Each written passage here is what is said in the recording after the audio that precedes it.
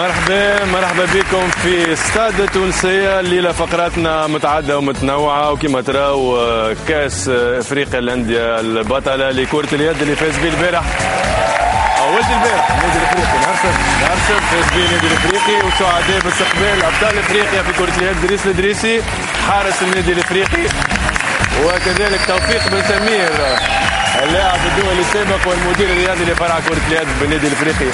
مرحبا بكم، يعطيكم الصحة، نورتونا وشرفتونا باش نحكيو كذلك الليلة على مباراة المنتخب التونسي المنتخب السنغالي، باش نحكيو شوية على المباراة وكذلك على الضجة الكبرى اللي صارت البارح بعد هزيمة النجم في بنزرت. باش يكون معنا في رابط مباشر ان شاء الله السيد رضا شرف الدين رئيس النجم الرياضي الساحلي، وعودة كذلك وتحليل للجولة الثامنة من بطولة الرابطة المحترفة الأولى لكرة القدم. بداية باش تكون طبعا مع المتوجين اللي شرفونا ونورونا وفرحتونا نهار السبت ضد فريق الأهلي المصري.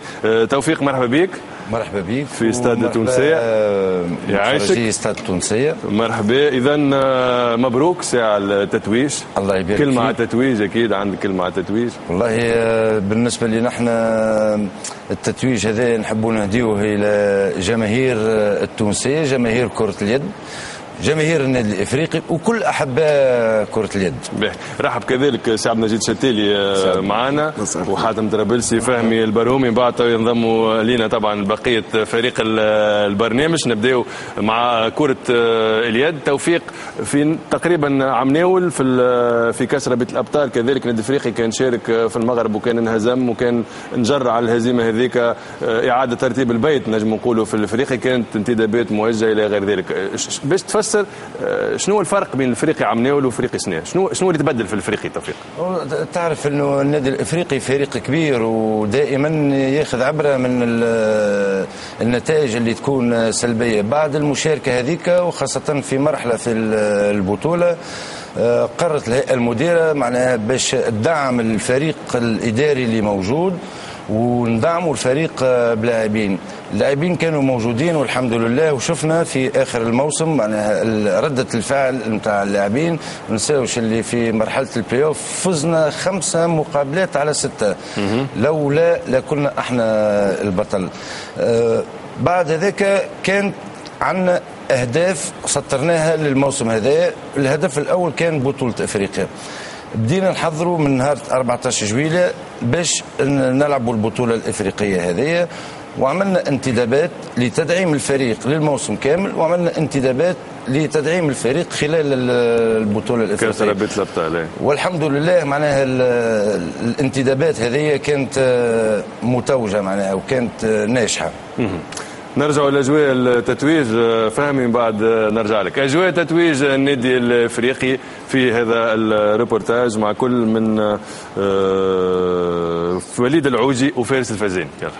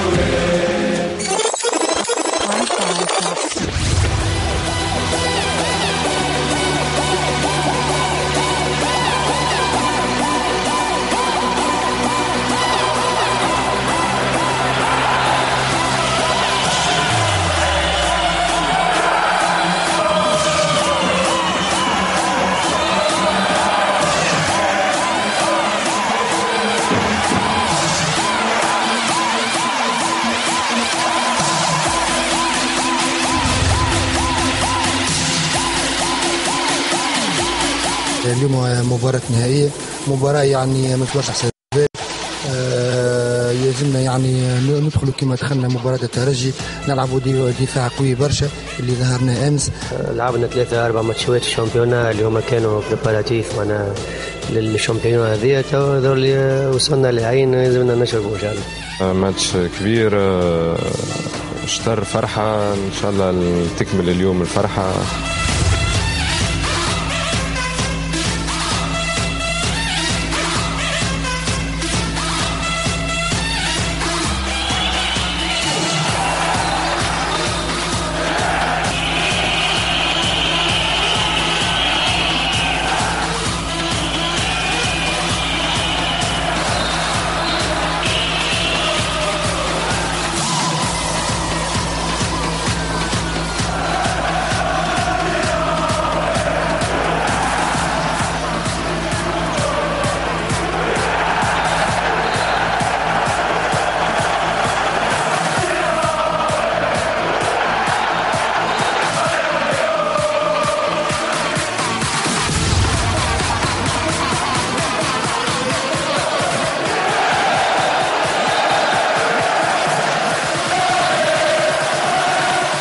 طلعنا مونتي دبال، تعبناهم فيزيكمون، وهذاك معناتها هذيك هي من نقطة القوة نتاع النادي الافريقي السنة، وان شاء الله نكملوا هكا. وتوا عندنا اوبجيكتيف اللي هو كاس العالم للأندية. جيت النادي الافريقي جيت معناتها حاضر 100%، وهذاك علاش معناتها عاونت صحابي لو ماكسيموم. هذه فاسون سيت اون ريبونس للناس اللي تقول مونتالمون لو كلوب ديما في الاخر تطيح. الحمد لله استحقينا الفوز، واليوم انتصرنا عن جدارة، الحمد لله لقب يفرح برشا، سورتو للجمهور هذا اللي يستحق برشا تتروات الحقيقه. مبروك على جماهير الافريقي ومبروك علينا، وان شاء الله هذه بدايه الثمار بدات تجي. كيف ما قلت مرحله البناء كملت، اليوم الجمهور عنده الحق يطالب بالتيتر، واحنا يلزمنا نجيبوا التيتر. فيرتي كبيره، نقول الحمد لله يظهر لي 3 تشامبيونز ليج، اول لاعب معناتها في تونس يتحصل عليهم. ان شاء الله هذا دافع يكون كبير ليا، ونزيد نترانسميتيه لاصحابي اللي معايا باش يعرفوا اللي يظهر لي الملاعب اسمه ديما يكون ما تعدش للالقاب، على خاطر في اخر المطاف يظهر لي هو السي في اللي يقعد، وهو اللي معناتها اللي باش يخليه ديما يخدم القدام.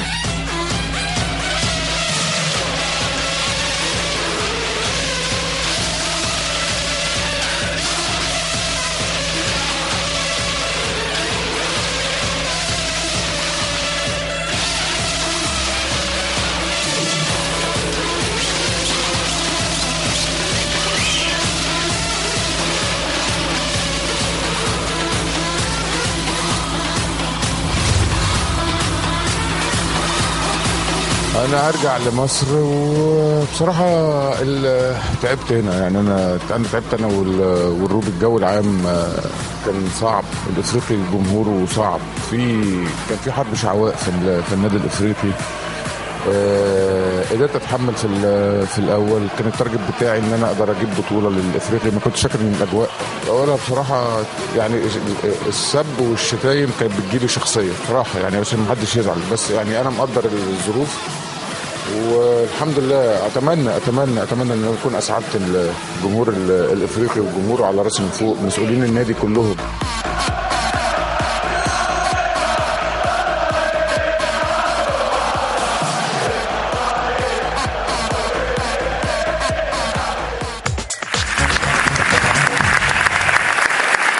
مبروك مرة أخرى للنادي الإفريقي. نذكروا أن كأس رابطة الأبطال الإفريقية كان نظمها الترجي بامتياز، وفاز بها الإفريقي بامتياز كذلك. توفيق، رغم التتويج فإنه المدرب باش يغادر الفريق.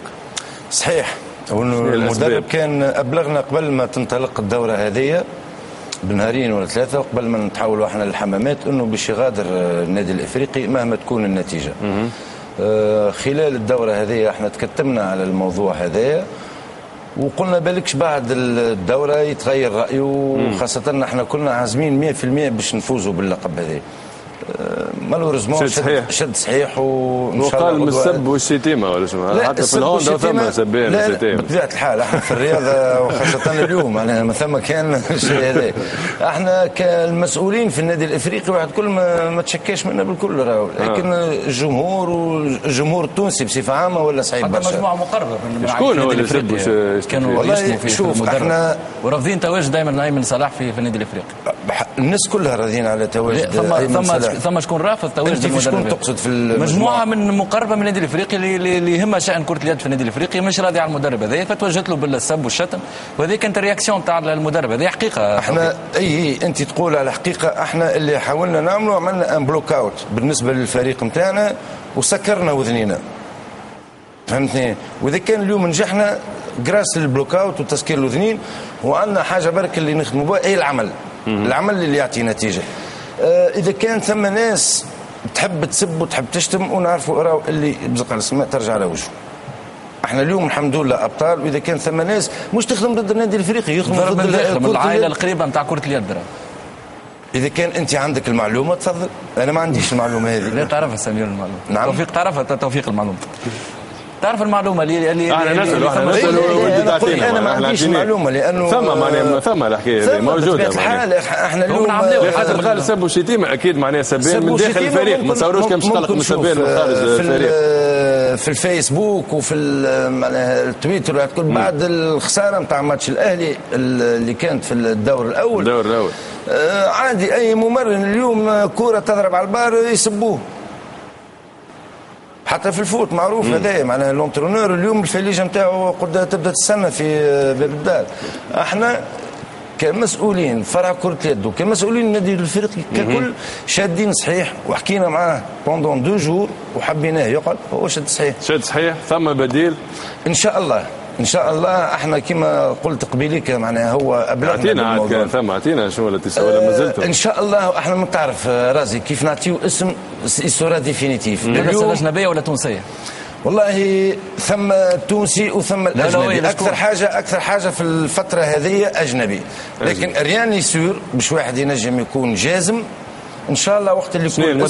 شنو المدرسه الاجنبيه؟ مدرسه فرنساويه ان شاء الله. الفرنساويه باهي.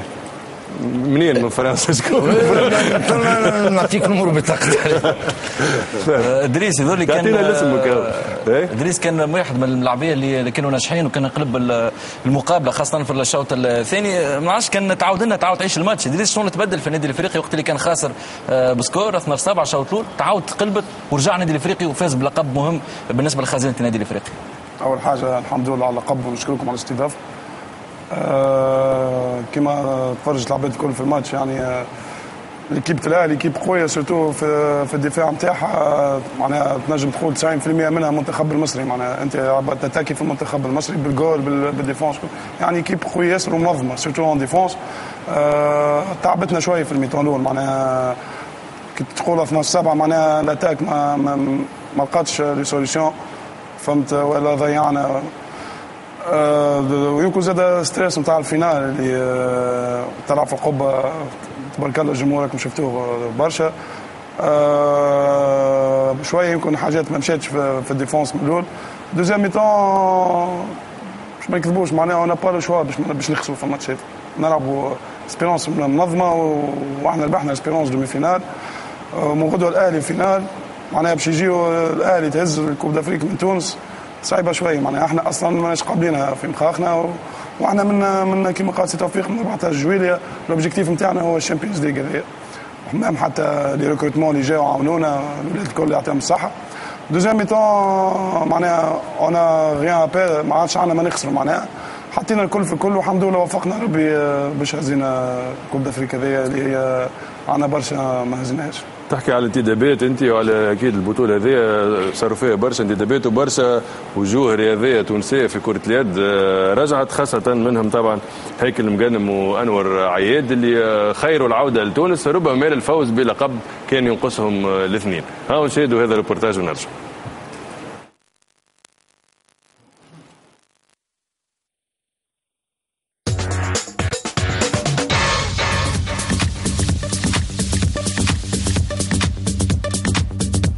عرفت انطلقت البطولة الإفريقية للأندية البطلة لكرة اليد مشاركة زوز ملاعبية من نجوم الجيل الذهبي لمونديال تونس 2005 هما أبناء سبورتينغ المكنين المدرسة العريقة لكرة اليد التونسية هيكل مغنم وانور عياد اللي رجعوا لتونس باش يعاونوا فرقنا بخبرتهم وتجاربهم الناجحة في البطولة الفرنسية.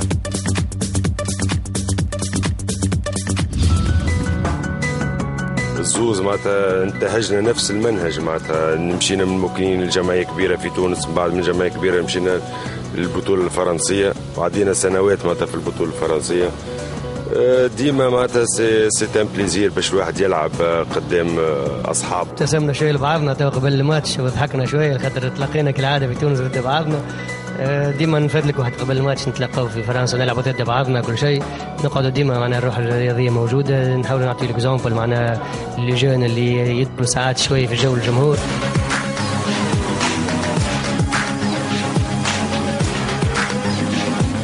بعد 11 سنة من الاحتراف في فرنسا مع أبرز الأندية على غرار سيليستا ونيم ومونبلييه، رجع هيكل مغنم للترجي باش يتوج بلقب ينقصه في مسيرته وهو البطولة الإفريقية للأندية البطلة. الإصابة متاع كمال العلويني هي اللي خلت معناتها فريق الترجي قبل أسبوع معناتها من البطولة في مأزق معناتها في انتداب منسق. هيكل معناتها كان لاعب قديم في الترجي دونك كان ديما ساهل سيرتو معناتها الجو نتاعنا باهي والجروب تاعنا باهي دونك سي فاسيل. العودة نتاعو للترجي معناتها انا نشوف اكثر معناتها لمان جروب صفة الحكم الخبرة اللي عند هيكل اللي نعرفها انا نجم ترجي يستغلها.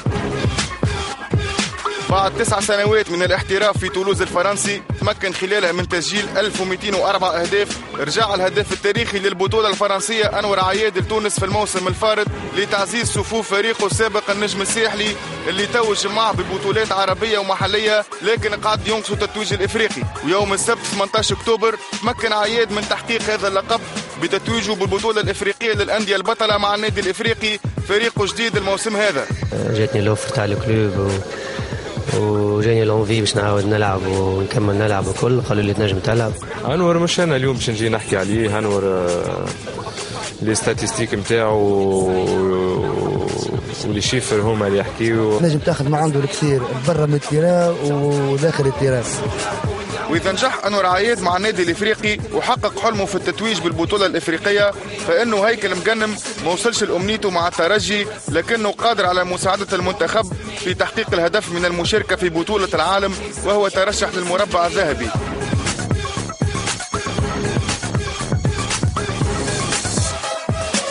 مسيرة مغنم كانت ناجحة مع المنتخب حيث توج معه ب4 بطولات إفريقية بالإضافة ل7 مشاركات في بطولة العالم وزوز مشاركات في الألعاب الأولمبية آخرها في لندن 2012 واللي أعلن بعدها على اعتزاله للعب مع المنتخب. الديسيزيون هي معناتها الأصعب، يعني صحيح الواحد يفتخر أن معناتها الجامعة والمدرب يحبوني نكون معناتها في المجموعة، لكن منذ عودة أفنديج تدريب المنتخب كثر الحديث على عودة هيكل مغنم للمشاركة في مونديال قطر في جانفي 2015. Dans la semaine de IHF, des fois on va jouer contre Pologne, on va voir هيكل avec nous.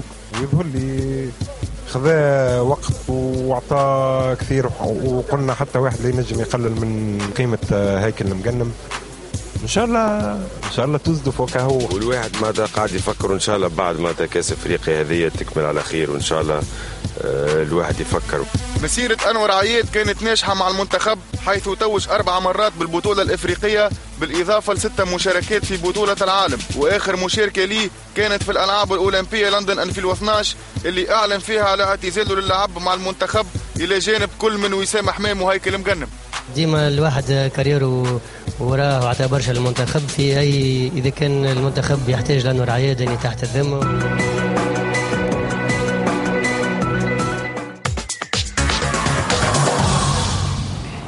برشا ابطال في وجوه رياضيه في كره اليد توحشناهم كي ريناهم هكذا بالحق على كره اليد اللعبه شعبيه ثانيه في تونس، ونجم نقولوا المده الاخرى ما عادش لاقي حظها حتى على المستوى الاعلامي. وفي الحقيقه معناها قناتنا كانت عدات الدور النهائي، وحق برشا فرحوا معناها مش حتى من حباء الافريقي، من حباء كره اليد في تونس بصفه عامه فرحوا ببث الدور النهائي هذا المباشر، وان شاء الله ربما مواعيد اخرى على قناتنا. اذا الانتدابات اللي صاروا ولا التعزيزات اللي صاروا في النادي الافريقي كيفاش تحكم عليها انت؟ الهدوي الاحمر انا كما قلت قبليك لا بالنسبه لانور عياد راه خذيناه على طول، احنا ما خذيناش تعزيز للبطوله هذه، لكن كما كان احنا وشفت سليم الهدوي شنو يحكي، انور عياد عنده اضافه كبيره معناها في المجموعه.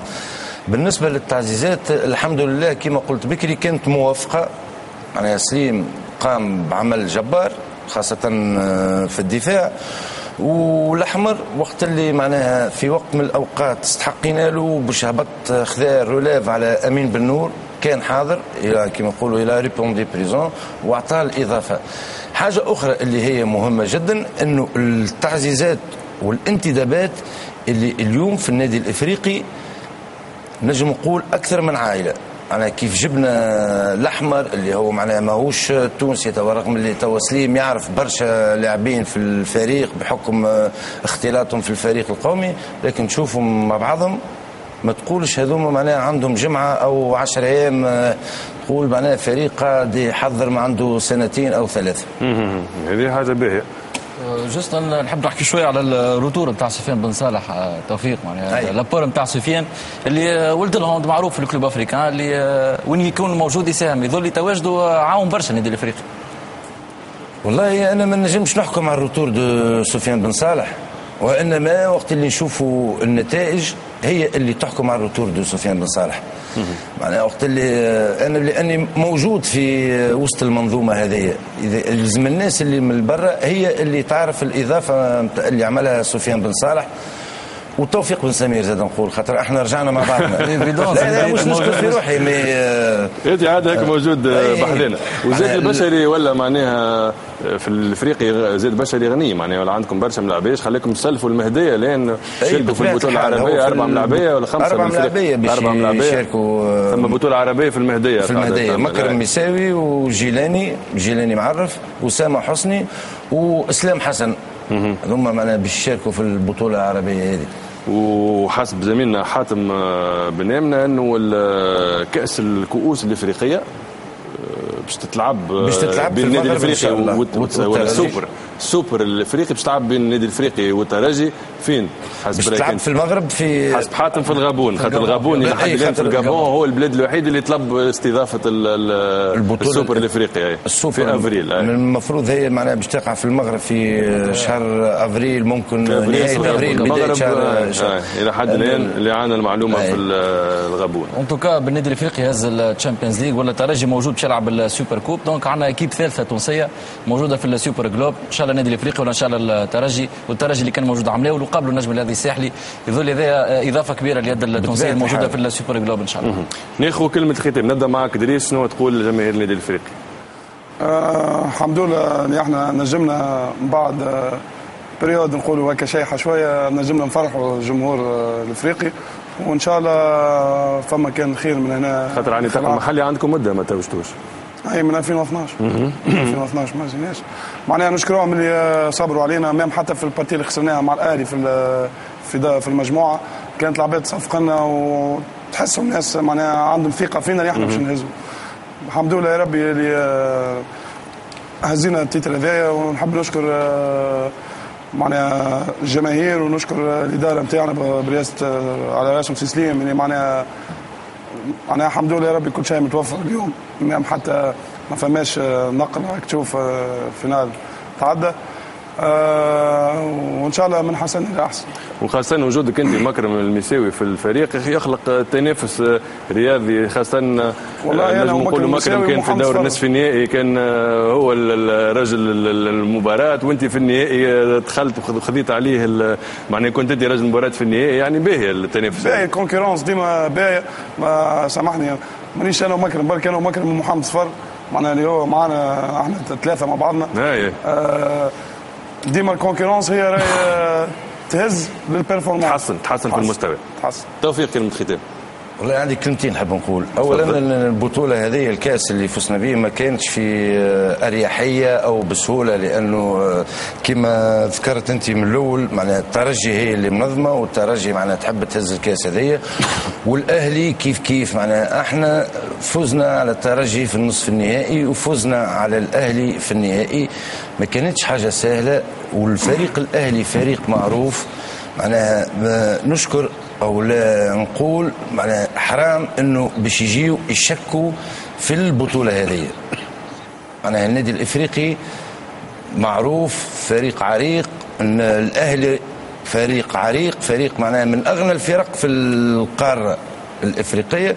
الترجي هذه مانيش باش نقدمه انا، دونك ما نحبش شكون يشك.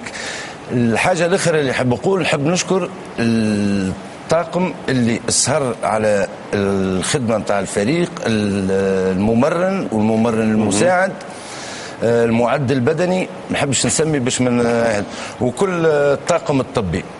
احنا اليوم في النادي الافريقي عندنا طاقم طبي متكون من 3 اشخاص، ما عندناش مدلك واحد او وعندنا معد بدني، كل شيء متوفر، كل شيء متوفر والحمد لله. ونهدي الكاس هذه مره اخرى للجمهور النادي الافريقي وبارك الله فيك. يعطيك صحه، وان شاء الله ديما منورين، وفرقنا التونسيه ديما متوجه، والسوبر الافريقي سواء النادي الافريقي ولا الترجي المهم باش يكون فريق تونسي هو اللي يتوج به. فاصل شهري ثم نعود ونحكيو على كره القدم، ونبداو مع المنتخب وكذلك الجوله الثامنه الرابطه المحترفه الاولى لكره القدم.